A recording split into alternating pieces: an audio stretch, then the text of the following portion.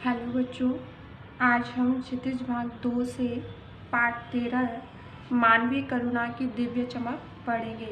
इस पाठ के लेखक हैं सर्वेश्वर दयाल सक्सेना। लेखक का जीवन परिचय जान लेते हैं। सर्वेश्वर दयाल सक्सेना जी का जन्म 1927 में बस्ती उत्तर प्रदेश में हुआ। उनकी उच्च शिक्षा इलाहाबाद में पूरी हुई। उन्होंने साप्ताहिक पत्रिका दिनमान का उपसंपादन तथा पराग नामक बाल पत्रिका का संपादन भी किया। उनकी मृत्यु 1984 में हुई। सर्वेश्वर दयाल सक्सेना लेखक होने के साथ साथ उच्च कोटि के कवि भी थे। उनकी प्रमुख रचनाएं इस प्रकार हैं। काठ की घंटियां, कुआनो नदी, जंगल का दर्द, खूंटियों पर टंगे लोग, प्रमुख उपन्यास पागल कुत्तों का मसीहा, सोया हुआ जल, नाटक है बकरी आदि उनकी प्रमुख रचनाएं हैं। उनकी साहित्यिक विशेषताएं। सक्सेना जी की रचना का क्षेत्र काफ़ी विस्तृत है। उन्होंने बच्चों से लेकर प्रबुद्ध वर्ग के लिए भी रचनाएं की हैं। उन्होंने तत्कालीन समाज में व्याप्त विसंगतियों अव्यवस्थाओं पर चोट की। उनकी रचनाओं में स्वाभाविकता और सहजता के साथ साथ गांव की परंपराओं का सुंदर चित्रण देखने को मिलता है। उनकी भाषा शैली। सक्सेना जी की भाषा अत्यंत सरल सहज है। उन्होंने अपने साधारण और सामान्य भाषा के माध्यम से असाधारण अभिव्यक्ति बड़ी सफलता से की है। उनकी भाषाओं में तत्सम तद्भव देशज शब्दों के साथ उर्दू भाषा के शब्दों की प्रधानता है। मुहावरों के सहज प्रयोग से भाषा में सजीवता आ गई है। मानवीय करुणा की दिव्य चमक। फादर को जहरवाद से नहीं मरना चाहिए था, जिसकी रगों में दूसरों के लिए मिठास भरे अमृत के अतिरिक्त और कुछ नहीं था। उसके लिए इस जहर का विधान क्यों हो, यह सवाल किस ईश्वर से पूछे। प्रभु की आस्था जिसका अस्तित्व था। जहरवाद क्या होता है? एक कष्टदायी जहरीला फोड़ा होता है।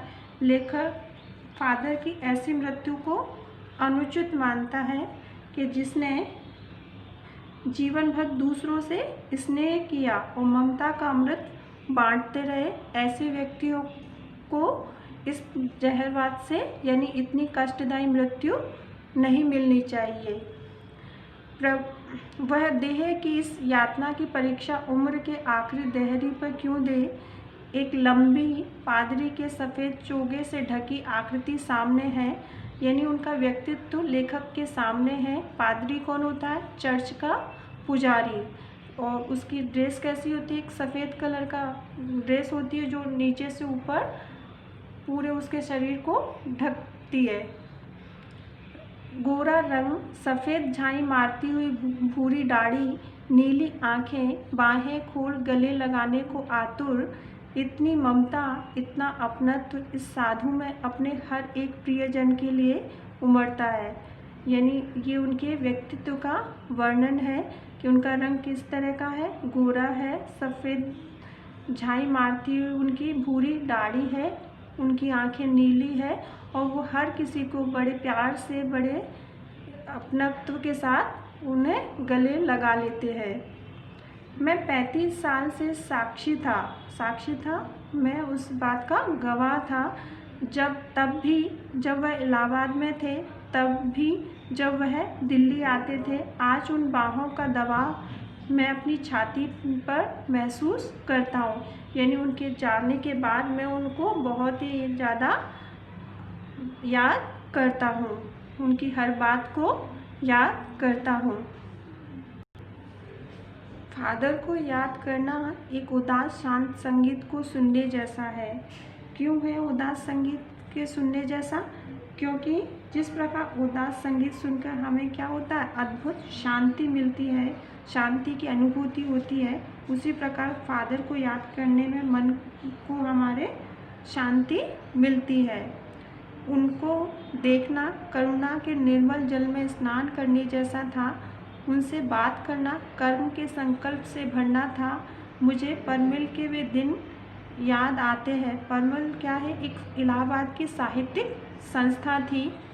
जब हम सब एक पारिवारिक रिश्ते से बंधे जैसे थे, जिसके बड़े फादर बुल्के थे। हमारे हंसी मजाक में निर्लिप्त शामिल रहते थे। हमारी गोष्ठियों में वह गंभीर बहस करते थे। हमारी रचनाओं में बेबाक राय यानी स्पष्ट राय और सुझाव देते थे। हमारे घरों में किसी भी उत्सव और संस्कार में वह बड़े भाई और पुरोहित जैसे खड़े हो हमें अपने आशीषों से भर देते थे। मुझे अपना बच्चा और फादर का उसके मुख में पहली बार अन्न डालना याद आता है, और नीली आंखों की चमक में तैरता वात्सल्य भी, जैसे किसी ऊंचाई पर देवदारू की छाया में खड़े हो। फादर बुल्के क्या थे? एक परमिल से जुड़े हुए साहित्यकारों के साथ पारिवारिक रिश्ते रखते थे। वे इन सदस्यों के पारिवारिक उत्सवों में शामिल भी हुआ करते थे। बड़े भाई या पुरोहित के समान वे ढेर सारे आशीर्वाद भी दिया करते थे। फादर की उपस्थिति देवदार छाया की तरह क्यों लगती थी? क्योंकि देवदार वृक्ष की छाया कैसी होती है? शीतल और मन को शांत करने वाली होती है। लेखक उसके साथियों के साथ फादर बुल्के बड़े ही प्यार से रहते थे। उनके साथ हर त्यौहार में उनके पारिवारिक जो भी कार्यक्रम होते थे उसमें वो शामिल होते थे, और तो इसलिए कारण लेखक को फादर का व्यक्तित्व देवदार छाया की तरह लगता था। कहाँ से शुरू करें? इलाहाबाद की सड़कों पर फादर की साइकिल चलती दिख रही है। वह हमारे पास आकर रुकती है, मुस्कुराते हुए उतरते हैं। देखिए देखिए, मैंने उसे पढ़ लिया, और मैं कहना चाहता हूँ कि उनको क्रोध में कभी नहीं देखा, आवेश में देखा है, और ममता तथा प्यार में लबालब छलकता महसूस किया है। अक्सर उन्हें देखकर लगता है कि बेल्जियम में इंजीनियरिंग के अंतिम वर्ष में पहुंचकर उनके मन में सन्यासी बनने की इच्छा कैसे जाग गई, जबकि घर भरा पूरा था। 2 भाई, 1 बहन, माँ, पिता सभी थे। लेखक को फादर संकल्प के सन्यासी क्यों लगते थे? क्योंकि वे अपने दृढ़ संकल्प के बल पर वे सन्यासी बने थे। उन्होंने अपनी इंजीनियरिंग की पढ़ाई पूरी किए बिना सन्यास ले लिया, जबकि वे मन से सन्यासी नहीं बन पाए। उनके मन में सन्यासियों जैसे भाव विचार कभी नहीं आए। वो अपनी जिम्मेदारियों को समझते थे।